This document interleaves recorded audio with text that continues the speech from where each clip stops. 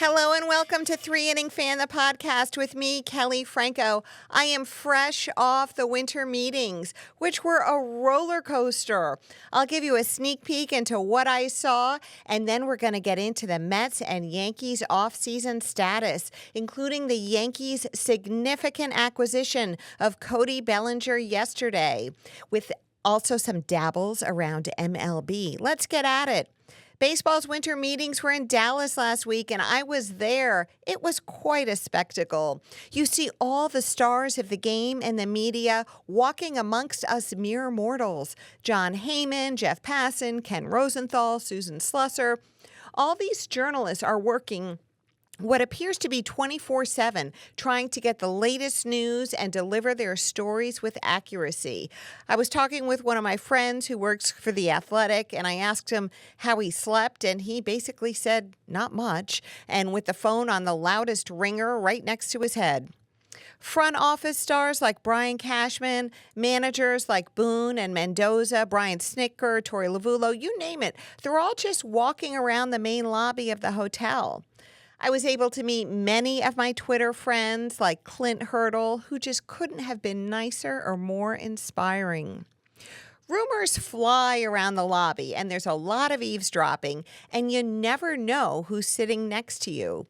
Yeah, you might think, oh, I can recognize a GM, but are you going to recognize an assistant GM in charge of scouting and development? Probably not. So you find yourself always keeping your ears and eyes open, trying to figure out just who that is sitting next to you at the long table at Starbucks. The sets for Yes, SNY, MLB Network, they're all just out there set up in the middle of the hotel lobby. So you'll see Jack Curry sitting right there, super nice guy, by the way, making notes for his next interview with Brian Cashman. And then you'll see the two of them just go sit down together on the set and they roll. Same thing with SNY and the MLB guys. The Soto signing news broke Sunday night, and I was in the main lobby bar, which is where everyone goes after the day's work. And that bar late into the evening gets really hopping every night, and it's fun. So Sunday, just before the news broke, I saw one of the media guys who was sitting at a table next to me slip out. That was my first clue that something was about to happen. A few minutes later, I got a text from another one of the guys that I knew. He said he had to get ready for TV super quick. And I'm sitting there thinking, it must be great to be a guy and all you have to do is comb your hair to get ready for TV super quick. Anyway, then Jon Heyman and Jeff Passan tweeted about the deal and everybody went on the air. And we were all just standing there watching them on their sets. It was really something. Overall, it was a terrific and exhausting few days, but it was great, and I can't wait to go back next year. All right, let's talk about the Juan Soto signing. So the Mets overpaid for Soto, and you know what? No one cares, not even the guy who did the paying. Stephen A. Cohen is on his way to being one of the most loved owners in the history of sports.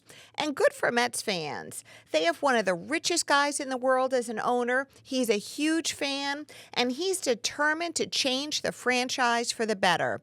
There should be more owners like him. And although I think, yes, it was all about the money, there were some interesting extras. First off, I give a hat tip to the Mets' branding of themselves in the Soto negotiations. They branded themselves as a family, as fun.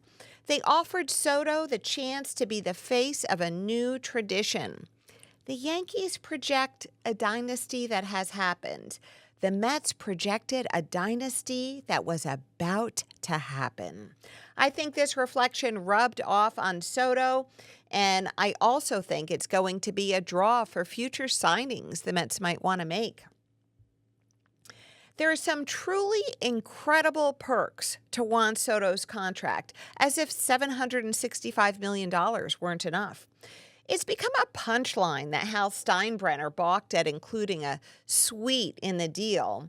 That's how it was reported, but the suite wasn't the only thing. Bill Madden reported Bill Madden of the Daily News, a great writer and a legacy, really, he reported that Stephen A. Cohen threw in the suite, and then he threw in 22 seats in the Delta Club, premium seats, security for Soto and his entire family home and away. And Bill Madden reported that it was said, but not confirmed, that the family services clause of Soto's contract would include charter flights for his family to all road games and a clothing allowance for Juan Soto's mother. Not too shabby. Madden also made the point that all of these items are included in the luxury tax calculations. And Stephen Cohen probably couldn't care less. That's why he's a great owner and beloved by the fans. I can't wait to see how this contract plays out. And although it'll take 15 years to really see the whole thing, I think we're going to have a good idea after a couple of years just how it's going, at least in some respects. Like how Soto is hitting, is his fielding progressing, is he moving toward being a DH, and most importantly, are the Mets winning with him? I personally think he's going to be great. I really do. He showed he could play in New York last year. He didn't wilt under the limelight. In fact, he excelled in the limelight. He's incredibly talented and confident. This is a player who turned down $440 million from the Nationals when he was just a kid. I truly believe he will be all that. I'm also interested to see if there are any interpersonal aspects to this deal and how they develop. Specifically, I'm wondering if he gets along with the other players, and I'm wondering, is there any resentment toward him and his record-breaking contract? I'm wondering if the signing of Soto will lead to the Mets to name Francisco Lindor as their captain. He deserves it, and I think it's a nod to him at a time when the spotlight has been on Soto. So let's talk a bit about Scott Boras, super agent. Do I think the Soto deal restores Scott Boras to his glory days, especially after Boras's lackluster performance on behalf of his clients last offseason? Well, Juan Soto is an extraordinary player, and all players' salaries will benefit from his record-breaking contract in the way that the rising tide lifts all boats. However, I think that Soto and Boras were the beneficiaries of an arms race between two New York baseball titans. You had Hal Steinbrenner, a generational owner who wanted to carry on the Yankee tradition started by his father of always getting his guy. And then you had Steve Cohen, a billionaire who wouldn't get outbid. Juan Soto's worth a lot, but I believe the final contract number was informed by the battle between these two big market owners. I don't think the Soto contract alone is enough to redeem Boras from last season. If his other clients are left dangling this offseason, it won't look good on Boras. It's going to look like he's only effective for the megastars. He did get a great deal for Snell, so he's got that so far this winter, and we'll see how it goes. But speaking of Boras clients who are dangling, Pete Alonso. While we're on the Mets, let's talk about Pete. Let's be honest, it's been crickets. At first, I said, well, we got to wait for Soto to sign. And then I said, well, his market will be established at the winter meetings. All the while, I said, the Mets want him back. He's just testing the market, and then he's going to go back to Stearns, and they'll work out a number. And I waited, and I waited. And you know what? It's time to wonder. Are the Mets playing hardball with Pete? Are they even talking? It's hard to know. The Mets keep saying they want him back, but can they come to a deal? Pete may think he's worth more than the Mets think he's worth. Do the Yankees want him? I thought no before, and now that they have Bellinger, which we'll talk about in a minute, I think it's a bigger no. I don't think the Yankees want to pay him at least not want to pay him what Pete thinks he's worth. I think the Yankees want stronger defense at first base than Pete can provide. And we can't forget that Pete did not have a good 2023. Yes, the last couple of weeks he was amazing, and the Mets wouldn't have beat the Brewers without him. But a bad walk year does a lot of damage when you're shopping yourself in the offseason. If I were a betting girl, I still say he winds up with the Mets. But Pete may have to take less than the 7 years, $158 million that was offered him in 2023. But the trick to negotiations, at least when things are in public, for example, in this case, it was leaked that he was offered this 7 years, $158 in 2023. The trick is that the parties need to be able to save face. Pete may be embarrassed if he has to take less than what we all know was offered to him in 2023. Now, for us mere mortals, believe me, I feel it. It's like, well, tough cookies. You know, you're going to make hundreds of millions of dollars for playing baseball. But to the parties involved, it's a big deal. So if Pete and the Mets want to do a deal, it could be tricky. You know who needs Pete Alonso? The Mariners. They have the greatest young pitching, and they can't score a run for them. They need some offense out there, and Mariners president of baseball ops, Jerry Dipoto, has said they're in the market for a first baseman. Of their pitchers, Luis Castillo is the oldest. Would they trade Castillo to clear salary to get Alonso? They would still have their amazing core of young starting pitchers, George Kirby, Brian Wu, Bryce Miller, Logan Gilbert. The Mariners need to make the playoffs and hopefully advance in the playoffs before this talented young pitching staff graduates and possibly prices themselves out of the Seattle market. The Mariners have a window. The window is now, and they need offense. How would Pete look in a Mariners uniform? Like a fish on a bicycle. But I'd be happy for M's fans. Are the Mets done? No. They need serious rotation help. They got Frankie Montas and Clay Holmes, but Kodai Senga, David Peterson, Montas, and Holmes is not going to do it for a rotation. Yeah, they got Tyler McGill, Jose Butto, and Paul Blackburn for depth, but they need another big-name piece in that starting rotation. The piece they need is shamanah. There are several other options. Yeah, you got Burns, you got Buehler. Those are the free agents for trade targets. You got Framber Valdez, supposedly, or Jordan Montgomery. But Manaea has proven he can pitch in New York, and he was an integral part of the 2024 Mets run. And that team had a special chemistry. He is probably going to cost 4 years, $100 million, and that's just what he needs to be paid. That's how it is. They may even have to give him a 5th year. But that whole 2024 team was so magical, and they can't all be kept intact, but to the extent most of them can be kept intact, that's what I want to see.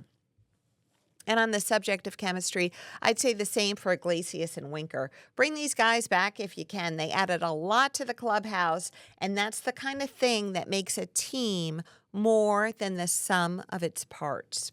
It doesn't all show up on the balance sheet. And now, a word from our high-paying sponsors. Duffy and Melissa, do we have any high-paying sponsors? No. Oh. Do we have any low-paying sponsors? No. All right, never mind. Let's talk about the Yankees. The Yankees are continuing to be aggressive in their post-Soto life. Yesterday, it was finally official that they traded with the Cubs for Cody Bellinger. Belly is 29. In a sense, I feel like we've been waiting years for him to be a Yankee. He has 2 years remaining on his contract and has an opt-out after 2025. He's owed $27.5 million for 2025, and his option for 26 is $25 million. This was a salary dump by the Cubs. The Yankees get Belly and $5 million, and they sent righty reliever Cody Bellinger to the Cubs. And yes, it is official. This is the first Cody for Cody trade in the history of baseball. Of the $5 million the Yankees got, the $2.5 million will go toward Bellinger's 2025 salary, and the remaining $2.5 million will either cover his salary if he opts in for 2026 or the buyout if he doesn't. And the Cubs had no reason not to deal Belly. They have Pete Crow Armstrong, known to Mets fans from the old days, in center, who is economical and good. And then they have Michael Busch, who can play first, and he's economical and good. It was a smart move for the Cubs to slough off Bellinger's salary. And I like Bellinger for the Yankees because he plays center field and first base. This versatility is going to come in handy. Plus, he hits, and he doesn't strike out a lot. He's a lefty, and there's that fabled short porch in right field in Yankee Stadium. I love this move by the Yankees. Yes, Bellinger has had some ups and downs over the years, but overall, I think it's a deal that had to be done.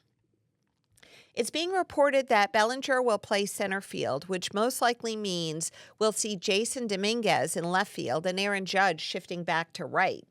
If so, they still need a first baseman and a third baseman if Jazz Chisholm moves to second. We're going to talk about that in a minute.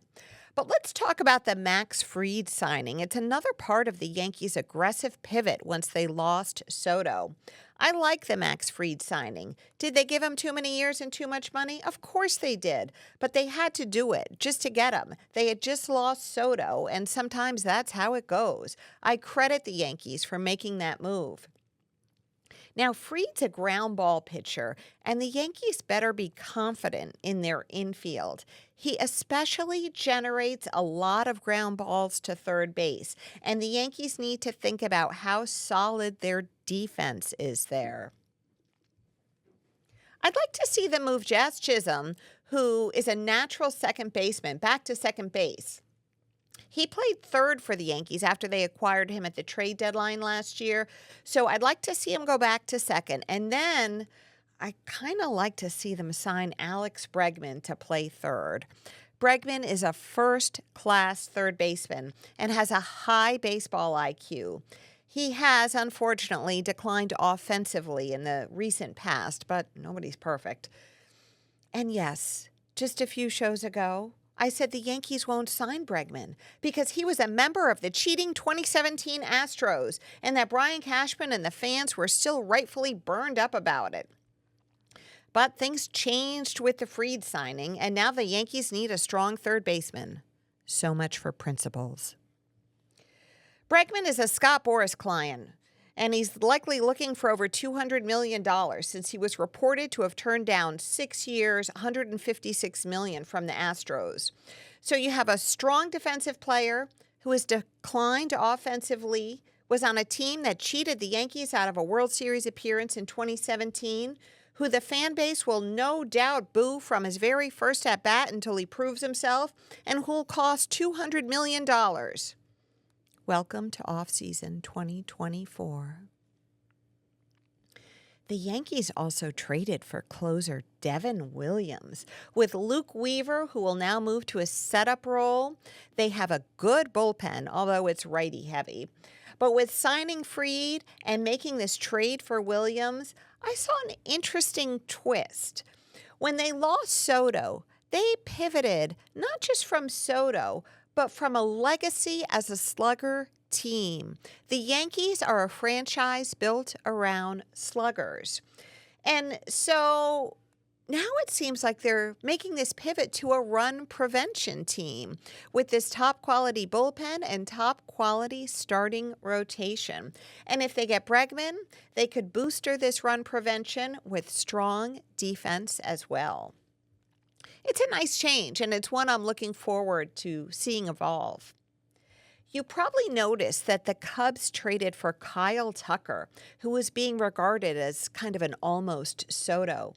The Yankees reportedly could have gotten him if they had been willing to trade young pitcher and rookie of the year in 2024, Luis Gil.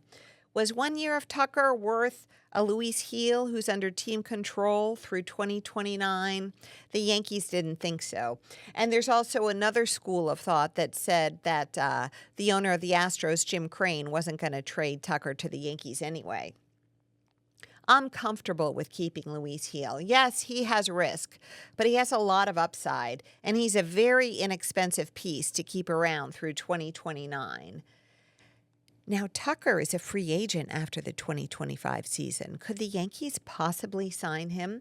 I'm sure they're going to be talking to him, but I have to wonder how much they're going to be restrained by Giancarlo Stanton's contract, which is on the books through 2027. Tucker is likely to cost more than $300 million when his day comes around, especially considering that Juan Soto will be used as a comp. And since the Astros got third baseman Isaac Paredes from the Cubs in the Tucker deal, it seems like they won't be re-signing Bregman, the third baseman, bringing us full circle back to this idea that the Yankees have this opportunity. I am not unhappy with how the Yankees look since they lost Soto. And a last note on Soto, I don't blame Hal Steinbrenner.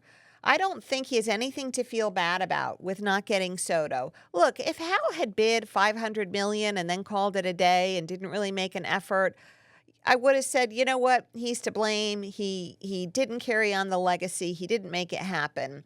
But he offered $760 million to Juan Soto. He fought the fight. He lost, but he went down fighting. Steve Cohen was that guy at the auction who was just going to keep raising his paddle. And the rumor at the winter meetings, because what would we be without gossip, rumor, and innuendo? The rumor at the winter meetings was that Hal bid for Soto more than what the front office was comfortable with. So there may even have been some relief when Soto didn't choose the Yankees. And since that time, Brian Cashman has spent like a sailor. I would like to wind up with a few words about the pitching injury report that was released just yesterday or the day before. MLB did a comprehensive analysis of pitching injuries, and they tried to dig deep into what's causing this rash of pitching injuries in the game today. The results were a lot of what you would expect and some interesting extras, too. So in the no surprise department, MLB believes that spin rate chasing, velocity, and maximum effort pitching are the main contributors to arm injuries today. And to make matters worse, MLB teams don't really do anything to address it. In fact, what they do is they just carry more pitchers on their roster, so they have the depth to turn to when injuries occur. Perhaps this speaks to curbing the number of pitchers a club is permitted to carry, although such a rule would probably have to be phased in, or clubs would have to have years of advance notice to prepare for it. Of note, the study did find that the pitch clock was not at fault. The report also focused on the role of data in arm injuries because technology doesn't just measure velo anymore. It also measures things like spin rate, pitch grip, and the like. And these young pitchers pitch to enhance these numbers because it's what the clubs look at when they're drafting their pitchers. If the clubs want a certain set of data, the young pitchers are pitching to achieve that data. This is a serious downward spiral, folks, and something needs to be done about it, and it's got to be fixed starting at the very lowest levels of the game. On that cheery note, let's close it out with what's good to eat while watching the ball game or while wishing you were at the winter meetings in Dallas. So I'd like to give a nod to the food in Dallas where I was for the winter meetings. When I go to a new place, I eat the food. And Dallas had terrific food. I enjoyed Tex-Mex food, delicious enchiladas, quesadillas, taco salads, and of course margaritas. I take mine rocks and salt. I also ate a real Texas-sized steak, although I brought half home for Mr. Three-Inning Fan after a small run-in with the TSA guy who tried to scam me out of the smashed potatoes. They were on the side of the steak. He said they were a paste, and a paste is really a liquid.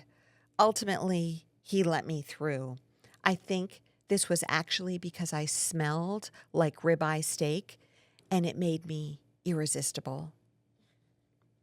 And the pièce de résistance was Texas barbecue, the real thing at a real Texan joint.